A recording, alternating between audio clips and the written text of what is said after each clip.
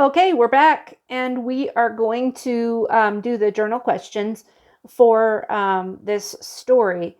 And so you would have read 1 Kings 21, which is about the vineyard that King Ahab wanted.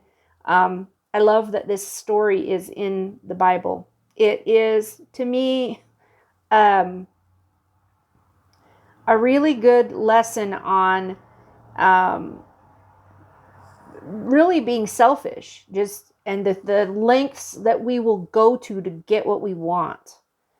Very disturbing, but that's what happens sometimes to us. And so I think it's a really good lesson for all of us to keep in mind. But by now you would have known that. So there's this guy that Naboth that lives near the palace where King Ahab and Jezebel live, and there's this piece of land. It's a vineyard, and Naboth goes to this guy and, or excuse me, King Ahab goes to Naboth and wants to buy this vineyard. Basically, wants to get this vineyard and swap it with another piece of land that he has that King Ahab's willing to give him. Right? Well, Naboth doesn't want to. He says, "I will never give my land to you. This land belongs to my family." Well, remember how those tribes, if you don't if you've not done this part of the Bible, back when the 12 tribes were dividing up the land, the promised land, a lot of them were given, particular lands that they were family lands. And so this doesn't surprise me that this guy is now like, I can't give that to you. This is my family's land. That was important to them, right? Their piece of the promised land. And so Ahab gets really angry, goes home, and he basically um, he goes to bed, and he's not eating. It says he turns away from everyone, and he refuses to eat, and he's literally, I call that like a temper tantrum, like not even a temper tantrum. It's pouting, if you know what that is. If you've ever seen a little kid not get their way, and so they go and they pout, right? And they cry, or they, make faces at you, and they're angry with you, and they want you to notice how, upset they are. And that's what his wife Jezebel comes home to, is this, she's like, what's the problem? And he tells her that Naboth won't give the vineyard to him, and that he offered him full price or another vineyard, and he still refused to give it to him. Well, she says, "You're the king over Israel. Get out of bed and eat something, and you'll feel better. I'll get the vineyard for you." Oh, well, we already know this woman's been killing all the Lord's prophets, so you kind of can see this, right? Not writing on the wall here what's going to happen, right? So she writes some letters, and she signs Ahab's names to them and uses his seal on the letters, and then she sends them to the elders and important men who live in the same town as Naboth. And it says basically, they're going to talk about Naboth, okay, at this meeting they're going to get together and have. And so she finds these men in the town who will basically speak ill of Naboth. They're going to lie. So they're going to bear false witness, which is breaking one of the commandments, right?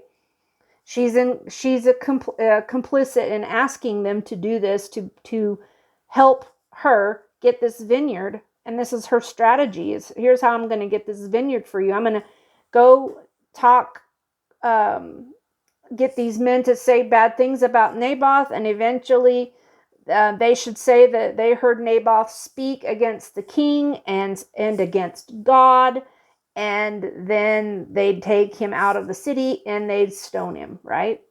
Well, there it is, the killing. She's going to be a murderer, and she's going to get all these people to do her, dirty deed because they're going to help her by spreading lies. So they all do this, and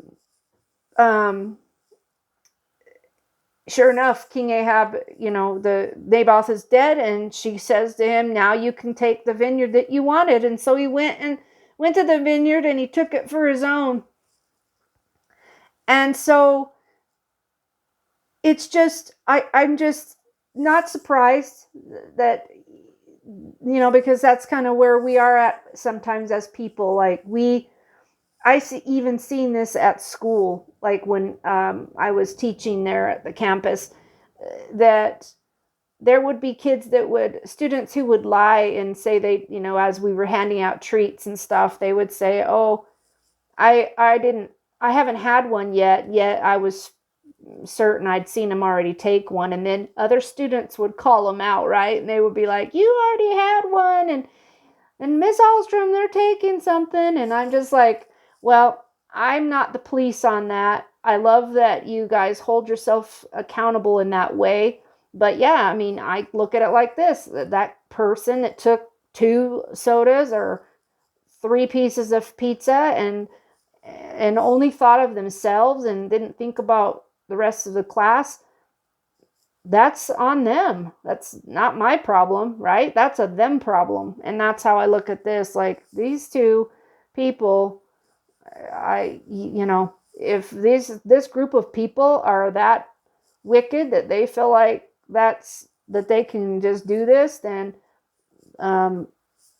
it's not a me problem. That's on them, and God is the ultimate judge, and so he does judge them. And that goes on. We didn't read that part of the story, but I shared it in the class that, well, Jezebel has a horrible death, and the dogs end up eating her in the street. And so she has a horrible death, and justice, the God, our God is a God of justice, and he took care of that situation by intervening in that. But I just wanted you to kind of be thinking about that, how it applies to all of us. So I'm certain that even though you haven't, gone out and